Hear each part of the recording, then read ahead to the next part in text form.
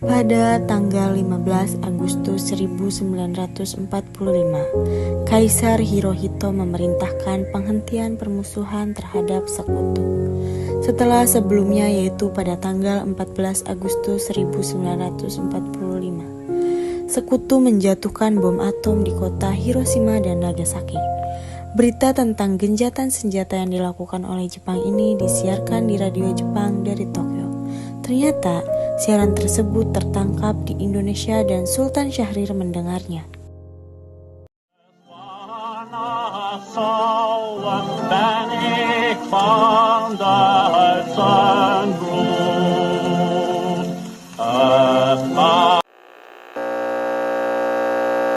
Of Japan and the Japanese government and the Japanese Imperial General Headquarters to sign the instrument of surrender at the places indicated.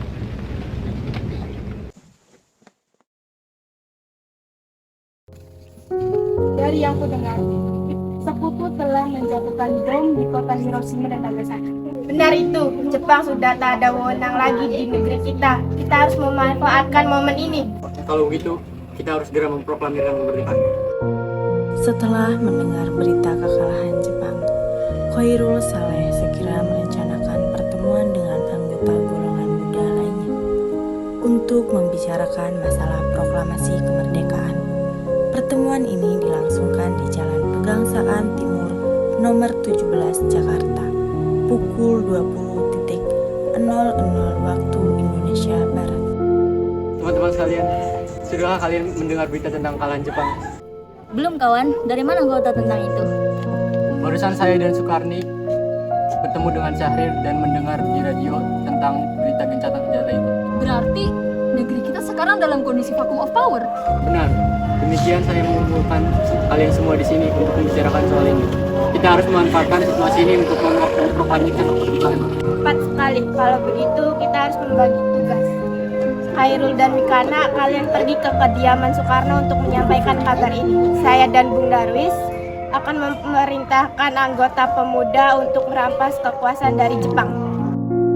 Kemudian para anggota golongan tua yang berada di kediaman Soekarno langsung membicarakan permasalahan tersebut. Bagaimana ini? Pemuda di luar sana sudah menuntut untuk segera memproklamasikan kemerdekaan. Kita tidak boleh gegabah, Bung. Kita harus mempersiapkan dengan matang agar tidak terjadi hal yang tidak diinginkan. Saya setuju. Menurut saya yang terpenting adalah menghadapi sekutu yang hendak datang kembali ke negeri ini. Nah, membicarakan tentang kemerdekaan, sebaiknya kita bicarakan pada sidang PPKI pada tanggal 18 Agustus saja. Lalu bagaimana dengan pendapat dari golongan muda? Apa kita abaikan saja? Ya, lagi pula mereka masih muda, pemikiran mereka masih pendek. Kita harus merencanakannya sematang mungkin. Bagaimana jika nantinya semuanya menjadi berantakan? Baiklah Bu, berarti kita semua sudah sepakat. Dengan berat hati mendengar keputusan tersebut, para pemuda pun meninggalkan kediaman Soekarno. Tetapi mereka tidak putus asa. Mereka pun menyusun strategi bagaimana membujuk Soekarno dan Muhammad Hatta untuk memproklamasikan kemerdekaan sesegera mungkin. Akhirnya mereka memutuskan untuk mengasingkan kedua tokoh itu ke Rengas Dengklok agar terhindar dari desakan pemuda dan pengaruh Jepang di Jakarta. Tanggal 16 Agustus 1945, pukul 04.00 waktu Indonesia Barat, kediaman Soekarno. Assalamualaikum.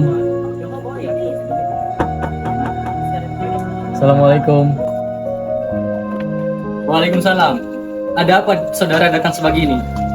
Kami bermaksud untuk membawa Anda dan Soekarno untuk ikut kami menuju tempat pengasingan. Tempat pengasingan? Apa yang Anda maksud? Ya, kami akan membawa kalian untuk diasingkan agar terhindar dari bentrok antara Jepang dan rakyat. Baiklah, kami akan ikut.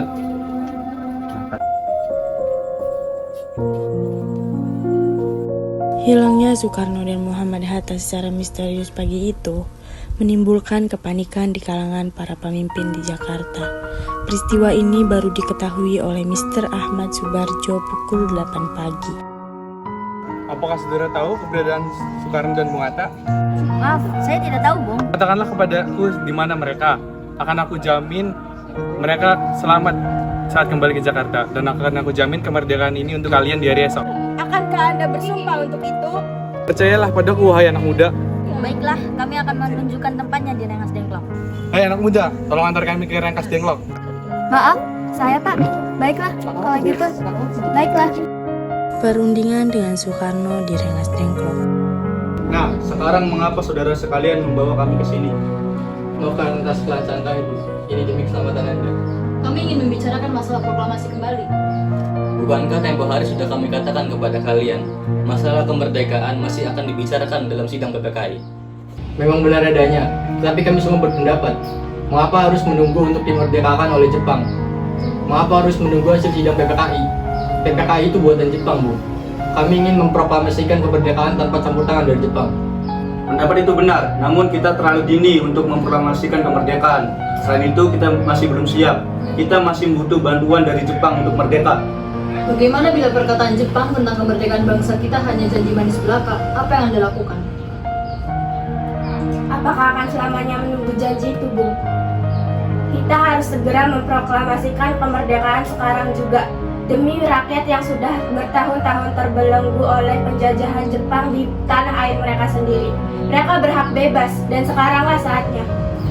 Tenang saudara-saudara sekalian, mari bicarakan ini semua dengan kepala dingin, tidak perlu ada ketegangan. Mari Bung Karno dan Bung Hatta ikut saya.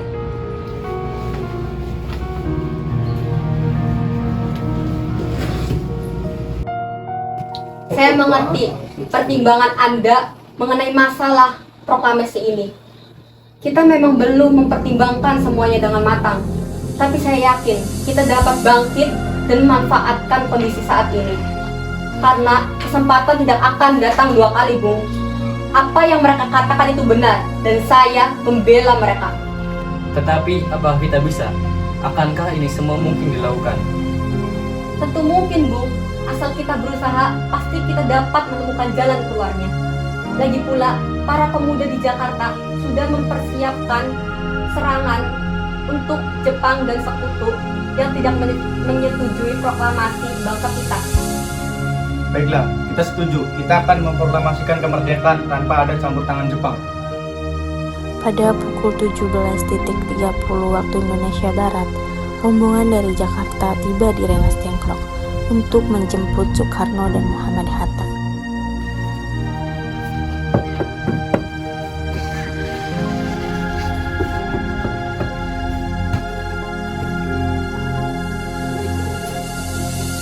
Syukurlah kalian baik-baik saja. Jadi bagaimana hasil putusannya? Kami setuju, kemerdekaan akan dilaksanakan tanpa campur tangan Jepang. Lalu, kapan kita akan melaksanakannya? Menurut saya, bagaimana jika besok? Karena pasukan pemuda sudah bersiap di Jakarta. Jika mungkin iya, kita akan melaksanakannya besok pagi. Selesailah perundungan di Rengas Dengklok, semua anggota golongan tua maupun muda kembali ke Jakarta untuk membahas lanjut rencana proklamasi kemerdekaan tanggal 17 Agustus 1945. Tanggal 16 Agustus 1945, pukul 23.00 waktu Indonesia Barat, rombongan tiba di Jakarta.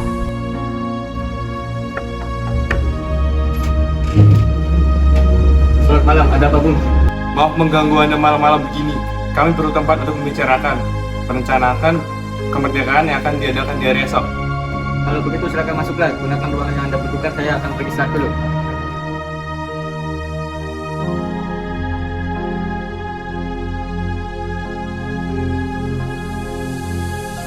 Perumusan teks proklamasi dilakukan di Rumah Makan Maeda.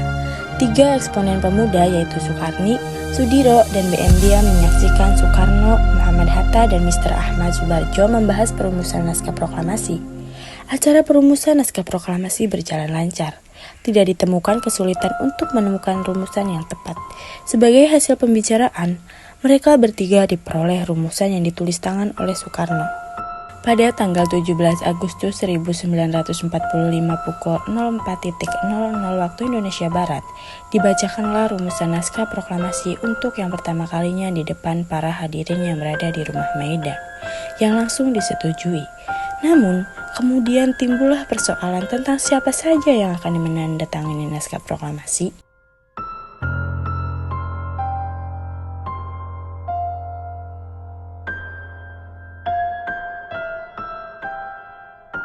Menurut saya, naskah ini jangan ditandatangani oleh anggota PPKI.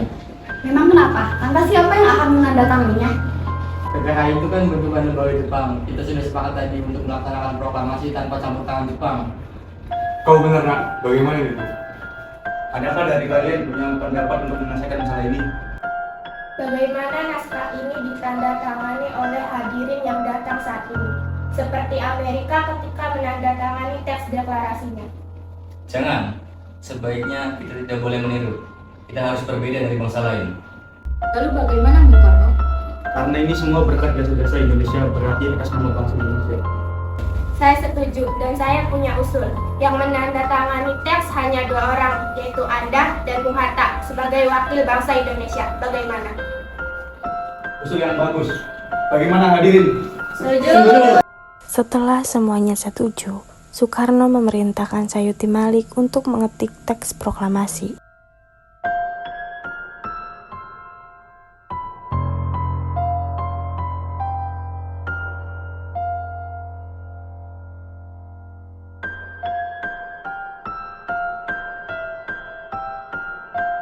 Tolong kau ketik proklamasi ini, jaga teks ini baik-baik. Baik, Bung. Sayuti Malik pun mengetik teks tersebut. Semua persiapan proklamasi rampung pada pukul 04.30 waktu Indonesia Barat. Lalu, semua hadirin pulang ke rumah masing-masing dengan perasaan gembira. Kemudian para pemuda mengirimkan kurir-kurir untuk menyampaikan bahwa saat proklamasi telah tiba. Mereka juga mengatur pelaksanaan penyiaran berita proklamasi kemerdekaan, menyebarkan beberapa pamflet ke penjuru Jakarta dan sekitarnya. Pengeras suara diusahakan adanya. Semua dilakukan agar rakyat dapat turut menyaksikan momen paling berharga untuk bangsa Indonesia. Pada saat yang sama, Soekarno dan Ibu Fatmawati sampai di kediaman mereka dan berbincang sejenak. Alhamdulillah, akhirnya semua berjalan dengan lancar. Terima kasih Bu telah menemani saya di saat-saat yang cukup menyedihkan ini. Iya, terima kasih Gusti Allah telah memberikan jalan kepada bangsa kita untuk memproklamasikan kemerdekaan. Oh iya Pak, apakah kalian sudah merencanakan bagaimana proklamasi yang akan dilakukan? Sudah, kita akan melaksanakan upacara bendera yang nanti akan diiringi lagu Indonesia Raya karya Bung Supratman. Karena kita belum punya bendera, lantas bagaimana? Ya ampun, Bapak sampai lupa Bu. Bagaimana kalau Ibu saja yang menjahit bendera? Tapi ibu tidak punya kain, Pak. Kain yang ada hanya warna merah dan putih. Bagaimana? Apa tidak apa-apa? Tentu saja, buatlah bendera yang sederhana. Yang penting kita sudah bisa menyediakannya. Baiklah, ibu punya ide. Kita namakan saja benderanya Sang Saka Merah Putih. Bagaimana? Ide yang sangat bagus, bendera pusaka Sang Saka dan warnanya merah putih menjadi Sang Saka merah putih. Ya sudah, sebaiknya Bapak bersiap sana menyusun pidato yang nanti akan Bapak bacakan.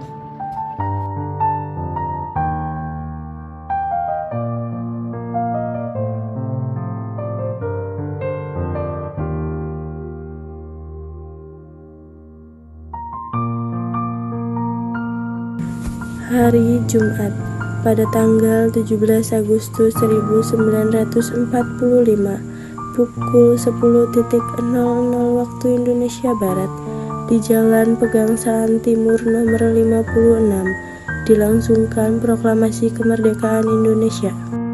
Sesaat sebelum upacara dimulai. Limurti, tolong Anda kibarkan bendera merah putih ini sebagai tanda awal kejayaan bangsa ini.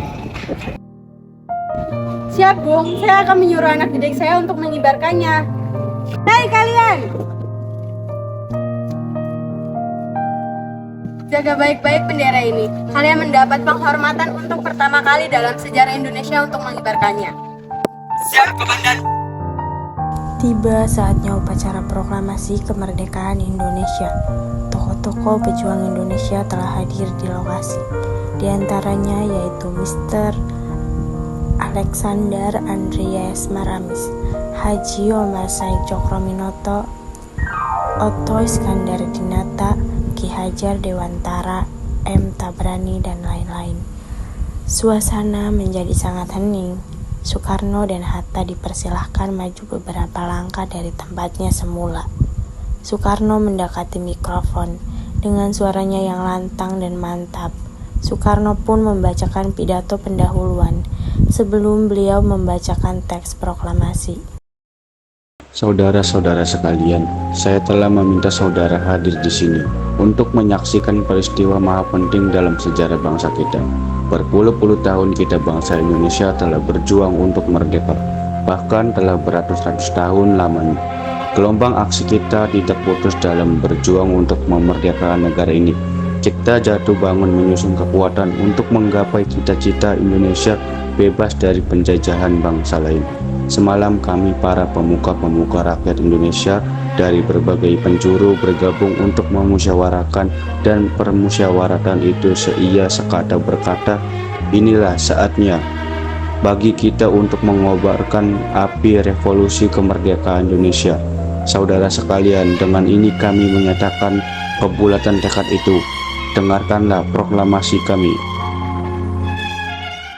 Proklamasi kami Bangsa Indonesia dengan ini menyatakan kemerdekaan Indonesia.